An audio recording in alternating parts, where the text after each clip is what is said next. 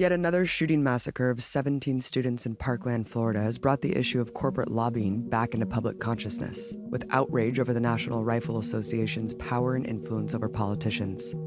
According to Open Secrets in 2017, the total amount spent on lobbying Congress was $3 billion, with 11,444 registered lobbyists on the Hill. That's 26 lobbyists for every elected representative. The top spender was Big Pharma at nearly $300 million, followed by industries such as oil and gas, telecommunications, weapons and war, and big banks. Experts suggest that the real amount spent on lobbying is really 3 times higher than being disclosed, and the true amount of lobbyists closer to 100,000. But reforms that most Americans believe help combat the system of pay-to-play politics have instead been weaponized against them.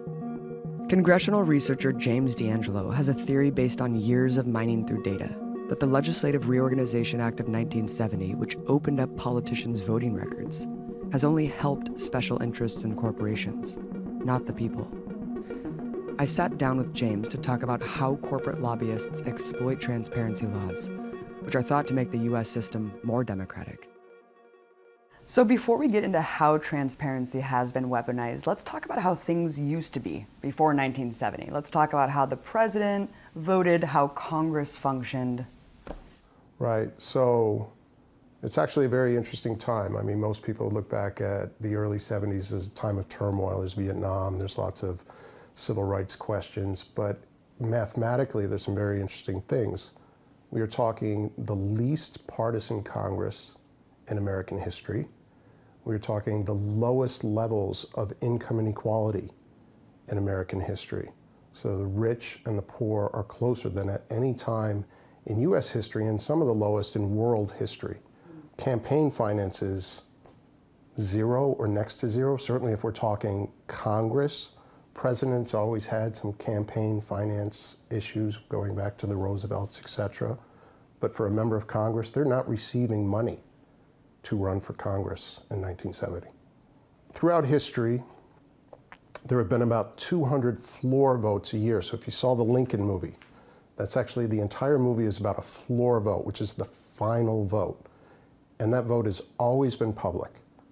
All the committees, however, and all the discussions and in the hearings, all of those votes, so John F. Kennedy, when he was a senator, all those votes were secret. We don't have any record of Kennedy voting in committee. And those votes are upwards of thousands per year. And that's when all the most sensitive work gets done. So there's very few political scholars that would reject the idea that committees are where the work gets done. That's where everything gets done. And then the floor vote is considered, as said by many, the show vote. So you basically already know how you're going to vote. So if you're talking about eliminating special interests, if you're talking about taking on a corporation or et cetera, you're going to do that in committee, where the votes have always been secret, dating straight back to the Constitution, the writing of the Constitution, and even before. And in 1970, there was something called the Legislative Reorganization Act that fundamentally changed the way Congress functioned and our entire government. Talk about what that was and what it did. Right, so it's important to realize there's only 2 legislative reorganization acts in history. There's one in 1946, which scholars have written endlessly on, and then there's one in 1970. And think about the name of that. Legislative means law or lawmaking. Reorganization is we're going to change it. Act means it's no longer a bill, it was passed into law. So we are going to change how Congress works. Now, notably, again, this is a very important time to change Congress because we're talking about a time when inequality has been dropping for years, incarceration rates have been dropping, and there's no campaign finance spending. And then we change it, and we have this explosion of changes with how Congress is responding to corporate power, et cetera. The law states a number of things, the most important of which is it says all committees must publish their votes. If you're a lobbyist in 1969, we know exactly where you are. You're in the lobby. Your name fits who you are. If you're a lobbyist after this act, especially by 73 and 75 when they underline this act, you're sitting in the committee. Now they've opened up these tables and you've got all the lobbyists and all the journalists here, and you're lucky if you've got a couple constituents in these rooms. So if you're talking about Armed Service Committee, Ways and Means Committees, these are all $1,000 per hour lobbyists sitting there as they're now facing them. It seems like such an honorable initiative. Let's open up Congress. Let's make all the votes public. Let's finally hold these people accountable. Obviously, we know where it went, but what entities were even pushing for this to happen? And was it did it have good intentions initially? Right. So it's always hard to know what's in the hearts of men and who was pushing for it behind the scenes. And these acts passed overwhelmingly, so 192-6. But we do know certain organizations pushed heavily for this. One is the AFL-CIO was involved. They were excited. They were a very liberal group, and most of the groups that were outwardly pushing for transparency were very liberal, pushing for more civil rights laws or more union protections, etc. And they wanted to make sure that the legislation they were pushing for was passing. The main person pushing for this is a guy named Richard Conlin. Richard Conlin was also a lobbyist. But he knew almost all the congressmen. He was called the 436th member of Congress by a lot of people. And so we would meet him in the elevators, and he would talk to them all about the provisions he was trying to pass. And they would say, oh, we're definitely supporting you, we're definitely supporting you. They'd walk into the committee, then the bill would fail. Mm-hmm. And he'd go, but I counted, 60% of my, the votes were going to come my way. But the votes were flipping on him inside of committee, and so he was very furious about this. And that's exactly what he wanted to do. He wanted to pressure from the outside, as a lobbyist, the way members vote. So these are the two main groups. We don't have civic groups running around with banners, we want more transparency. And certainly at the time, if you look up in what Google, whatever it is that measures word usage, transparency is barely even used, accountability is barely even used. Those things have risen in the 70s and 80s, and some people have suggested they've been initiatives pushed by corporations that were kicked outside of committees. And so these groups that weren't making it in committees were some of the initial transparency proponents. And so many horrifying trends have taken place since 1970, James, that you outline. I mean, just go over some of them. Taxes on the wealthy. Up until 1976, the marginal tax rate, so there's effective tax rates, so not statutory tax rates, but what the rich are actually paying, are around 74%.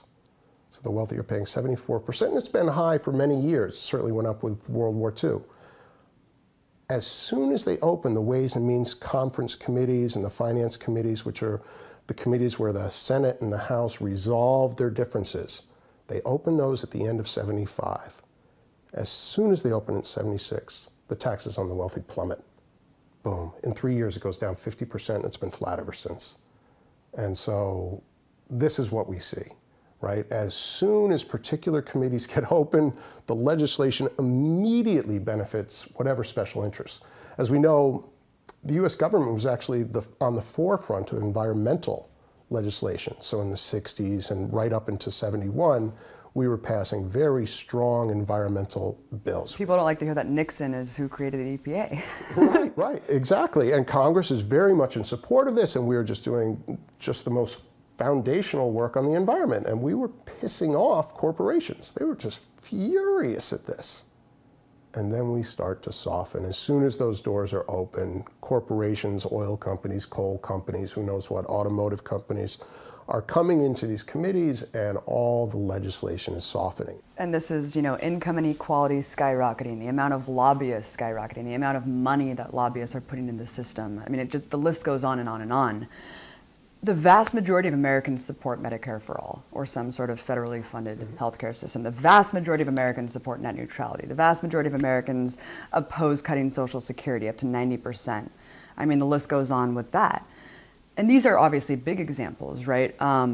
Yet we see our politicians doing the opposite of every single thing that the will of the people put forward. And there's actually a study that proves this, that shows that in every example of the people's will, it doesn't matter because it's not up to the people, James. Can you talk about what this study is and what it shows? So you've got Martin Gilens, Benjamin Page, come out in 2014. They get, it's an elaborate and beautiful study. They gathered tons of data. I think going back to the 50s, they haven't released their work on the older data. But the recent data shows that if the vast majority of Americans support a policy proposal, or if the vast majority of Americans dislike a policy proposal, that policy proposal has the exact same chance of passing. So what it says is if Americans really like it, or if they really hate it, it's still got about a 30% chance of passing. And the opposite is true if we look at elites or special interests. So if elites or special interests really hate a policy proposal, it's really unlikely that proposal is going to pass. And if they really like it, it gets up to about 60% that it's going to pass. So what it's basically saying is it's easier to kill legislation than it is to pass it, but it's also saying that elites have they find much more response to their policy suggestions or policy preferences than the vast majority of Americans. Interestingly, though, this is something that I looked at a while ago and presented in my research. I would say that Gilens and Page's data probably doesn't change over time. So I don't suspect that this is something that changes in 1970. I suspect that we're going to see those numbers be pretty flat right through the 50s. And if we're talking about a policy proposal that Americans are knowledgeable of, those are actually the policy proposals that lobbyists don't do a lot of work on. It's as soon as and believe me, they're polling as well. So lobbyists are very aware when citizens don't know about a tax reform piece or something that's going to change taxation. As soon as it's not in the public sight, that's where you're going to see the most lobbyists on. And there's been congressmen who have said this. So the least amount of public attention, the more lobbyists you get.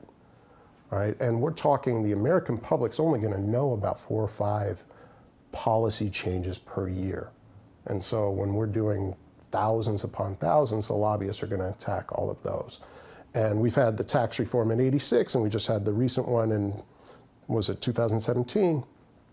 In between those two, there's been over 20,000 changes to our tax code. None of that gets covered in the newspaper. None of that's going to make the big press. But the lobbyists are there on all of those. And the pressures that politicians feel are going to be on all of those, but only from the wealthy or the big groups that have a lot of power.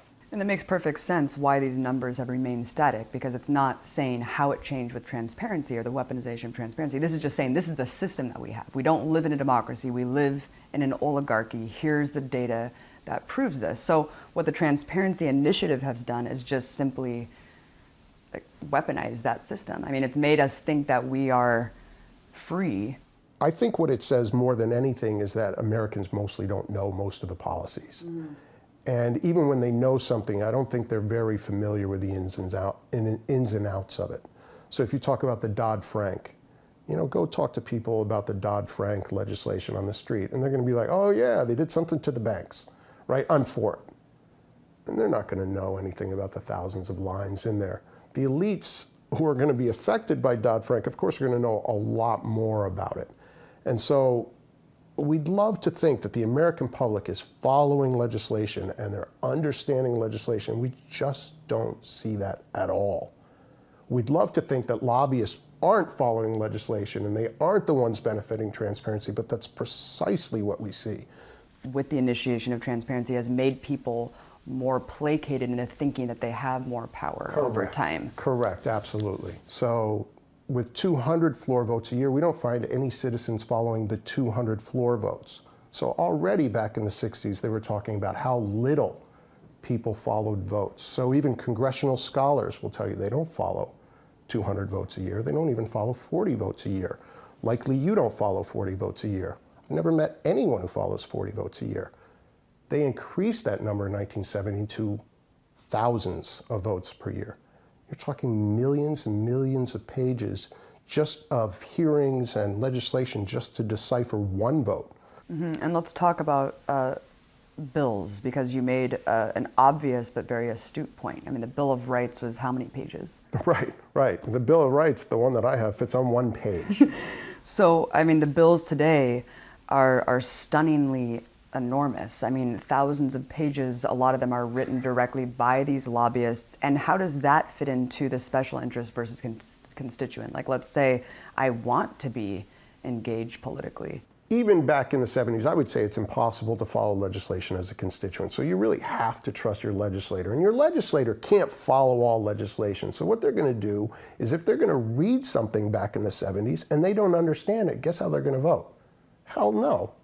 Because I've got no pressures to vote on something stupid, right?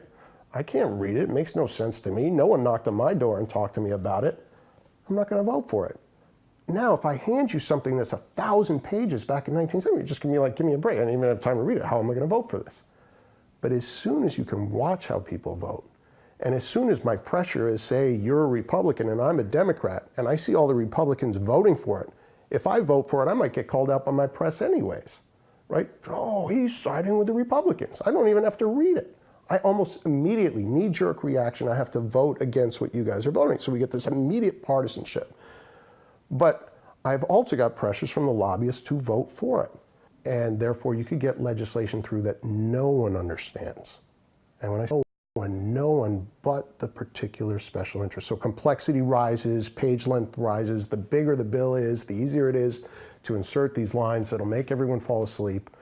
Yeah, constituents are busy figuring out, how does this affect me? What does it disadvantage my community? These thousands of pages, the special interest says, boom, this is right. For Insert or against this me. Obscure paragraph. So again, if the citizens can't understand it, boy, they stand a great chance.